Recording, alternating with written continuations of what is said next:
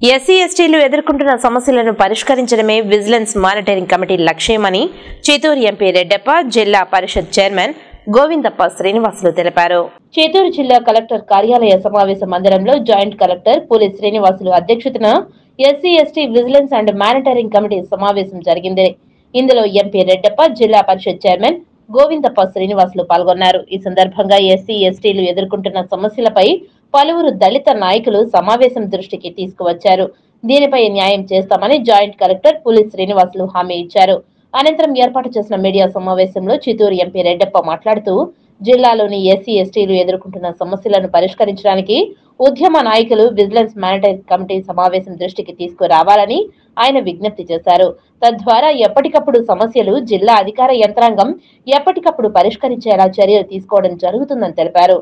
అలాగే మీరు కూడా బాధ్యతగా వ్యవహరించి ఎక్కడైతే అన్యాయం జరుగుతుందో అక్కడికి వెళ్లి వారి సమస్యలను జిల్లా అధికారుల దృష్టికి తీసుకురావాలని కోరారు. రాష్ట్ర ముఖ్యమంత్రి వైఎస్ జగన్మోహన్ రెడ్డి దళితుల సంక్షేమానికి పెద్దపీట వేశారని, ఇందులో భాగంగా అమరావతిలో దేశంలో ఎక్కడా లేని విధంగా అంబేద్కర్ విగ్రహాన్ని నిర్మించారని ఇందుకు నిదర్శనమని అన్నారు. ఈ సమావేశంలో ఏఎస్పీ లక్ష్మి, సాంఘిక సంక్షేమ శాఖ డిడి రాజ్యలక్ష్మి, జిల్లా మానిటరింగ్ కమిటీ సభ్యులు, వివిధ శాఖల అధికారులు పాల్గొన్నారు. ఇవన్నీ ఉంటున్నారనేది మాకు నాకు ఎందుకంటే ఈ గ్రీవెన్సెస్ లో దాదాపు 99% ల్యాండ్ రిలేటెడ్ ఇష్యూస్ వస్తాయి. రెవెన్యూ రిలేటెడ్, ల్యాండ్ రిలేటెడ్ అవన్నీ కూడా. బట్ ఇక్కడ గ్రీవెన్స్కి వచ్చేటన్నీ కూడా అన్నీ కూడా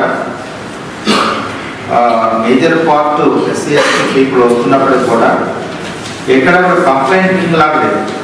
నా ల్యాండ్ 1 ఎకరా ఉండాల్సింది, లేకపోతే 90 సెంట్స్ ఉంది, లేకపోతే ఇట్లా సర్వే చేయట్లేదు.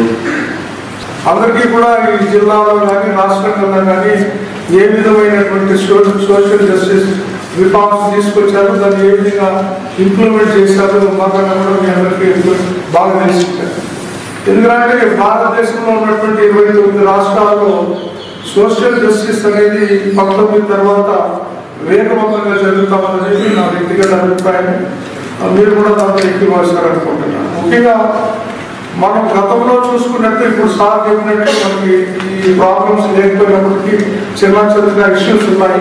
అవి కూడా సాల్వ్ చేసుకునే దశలో అక్కడికక్కడే అందరూ కూడా కోఆపరేటివ్గా కోఆర్డినేట్ చేస్తూ ఇష్యూస్ సాల్వ్ చేసుకుంటున్నారు. ముఖ్యంగా ఎస్సీ ఎస్టీలు జరుగుతున్న అన్యాయాల గురించి, భూ తగాదాల గురించి, క్రిమినల్ కేసు గురించి, మా ఎస్సీస్ శ్మశానాల గురించి అంతా డిస్కస్ చేయడం జరిగింది. జాయింట్ కలెక్టర్కి అప్పటికప్పుడే సంబంధిత అధికారులకు సంబంధించి పరిష్కార మార్గాన్ని కూడా సృష్టించారు. ఇంకా మీద జరిగే వాటికి కూడా మేము అందులో జవాబుదారీ ఉంటాము.